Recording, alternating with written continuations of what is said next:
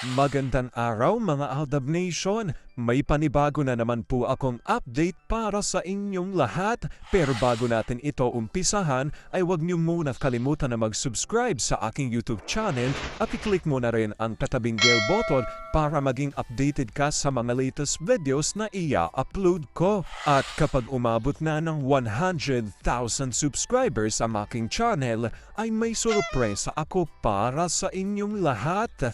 Alam kong excited na kayo kaya naman ngayon, umpisahan na natin ang ating kwentuhan. Ang pag-uusapan natin ngayong araw na ito kung saan isang tao pinaimbestigahan kung totoong kasal na sina Menga Talden. OMG! Ito pala ang kabuuan ng nalaman niya na sikreto di umano nina Alden at Meng. Expect the unexpected. Ito na kaya ang magpapatapos ng lahat? Gaano ito katotoo at may sapat nga bang ebidensya ang makakapagpatunay rito? Well, yan ho ang ating aalamin at pag-uusapan ngayong araw na ito. Pero bago ho yan, ay bibitinin ko muna kayo ng kaunting-kaunti lamang kung saan magbasa muna tayo ng mga nakakatuwang post ni My name is Theo01 sa Twitter. Kaya naman wag na natin patagalin pa. At sabi niya sa kanyang tweet, yun bang kahit medyo nakainom ka na sa labas, pero ang nasa isip mo ay yung mga bagay na gagawin mo later kay Mrs. Pero si Mrs. pumunta sa mga magulang kasamang mga bata, kaya pala hindi sumagot at akala mo lang ay tulog na. Pag-uwi nga, ayun, sumunod pa rin at dun na lahat natulog, wala pa rin takas. Kaya nga sana pumunta sa mga magulang para makaiwas sa hagupit ni Mister. Kaso sumunod pa rin kaya ang ending, kahit siksikan sa isang room, nakakagawa pa rin ng paraan itong Mister. At si Mrs. naman, ang hirap at pigil na pigil ang boses at baka magising mga kiddos. Ba't kasi umalis dyan? Iyan tuloy. Love, payag ka ba na dumalokos sa invitation nila? Sure. Okay lang. No problem. Pupunta din kasi ko sa friend ko. Tamang-tama magkita na lang tayo after. Sinong friend?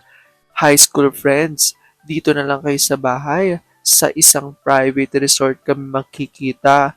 Masama pang panahon dito na lang tayo sa bahay. Dadalo ka, di ba? Ayoko. Alam kong tuwan-tuwa kayo sa ating binasa pero may pag-uusapan na natin ang ating main topic. Oops, wait lang, saglit lang to. May ipapaalala lang ako para sa mga bago pa lang sa aking channel. Huwag niyong kalimutan na mag-subscribe sa aking YouTube channel at i-click nyo na rin ang notification bell para lagi kayong updated sa mga latest videos na ia-upload ko at para maging parte na rin kayo ng aking Fanatics channel family. Well, alam pong super excited na kayo sa ating kwentuhan, kaya naman dumako na tayo sa ating main topic. Gaano nga ba katotoo na kung saan ang isang taong ito raw ay pinaimbestigahan na kung totoong kasal na sina Menga Talden? OMG! Ito raw pala ang kabuuan ng nalaman niya na sikreto di umano nina Alden at Meng. Expect the unexpected. Ito na kaya ang magpapatapos ng lahat? Gano'n o katotoo at may sapat nga bang ebidensya makakapagpatunay rito? Well, yan ang ating aalamin at pag-uusapan ngayong araw na ito. Alam kong super excited na kayong malaman yan kaya naman wag na natin patagalin pa. Una-una na nga dyan na ito ay galing sa tweet ni Amila Kambal na ayon dito, truth about Aldab. Aldab for Aldab pa rin. At kalakip nga ang convo na ito na ayon dito, nope, kasal na siguro kasi sa request nila as couple na. May priest friend from Rome told me, hindi lahat ng nagre-request ng blessing na pagbibigyan. Surely swerte yung dalawa. May application daw na ipinapasa kasama ng requirements yon na kapag couple, magpapakita ng certificate. So nung magpunta sila, married na at baka west lang. Kaya nagpabasbas. Sabi ni Father Mario na approve ng second wedding vow nila sa Vatican, Italy po. Doon naka-assign si Father Mario at every Christmas ay dito siya whole month ng December. Simula po nung pandemic, hindi na ako nakapag-mass. Tatay, member po ako ng Catholic Charismatic at noong 2018, nakausap ko yung chaplain ng SM na si Father Mario Sobrewanete. Ang sabi ni Father, mga ADN, alam nyo ba na dumating na yung approval sa Vatican Wedding Renewal para kay Alden at Maine? Dahil dito, ito nga sa reaksyon ng isang Aldab Nation, sabi ni Beth Jimenez, ito yung personal na pina-investigate ni Ma'am Beth, Vatican Renewal of Vows ng Aldab. Very reliable ang resibos ng fandom. Courtesy of our hard-working defenders in God's perfect time, makikita din natin ang kabuuan na salamat po. Ayan nga po ang paninindigan dito ng Iran sa mga Aldab Nation. Actually, matagal na to.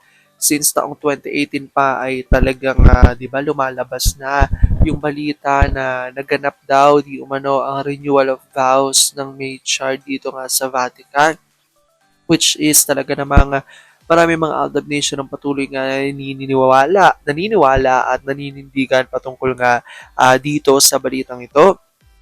So ayan nga yung sinasabi na ayon nga dito isang solid true-blooded Aldab Nation nga raw di umano ang nagpa-imbestiga patungkol dito at sinabi nga na pinatunayan daw ng isang pare di umano na talagang kasal na sina Alden at Meng ayon yan dito sa Aldab Nation source. So ito ang isa sa talagang pinanghahawakan ng ilan sa mga Aldab Nation, di ba, na talagang kasal na nga raw di umano ang Maychard at may mga anak na nga raw ang ito.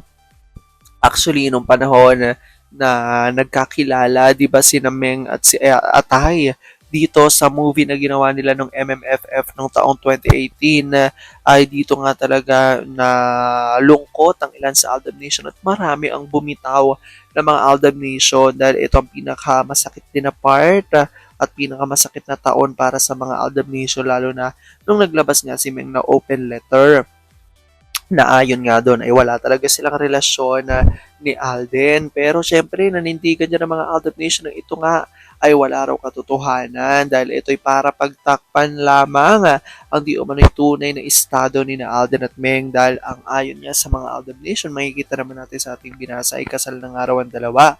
At ito nga ang sinasabi nila na ilan nga raw sa buhay na patunay, which is ang pag-imbestiga ng marami mga Aldab Nation dito sa sinasabi nilang renewal of vows ng Maychard di umano sa Vatican. At ayon nga sa binasa natin, mismong pari nga raw ang nagsabi at binitawang salita na talagang kasal na sina Alden at May na ayon niya na sa maraming mga Aldab Nation. Actually, ilan lang po ito sa hawak ng mga Aldab Nation na ebidensya raw di umano na makakapagpatunay na Maychard is real at talagang may relasyon ang dalawa.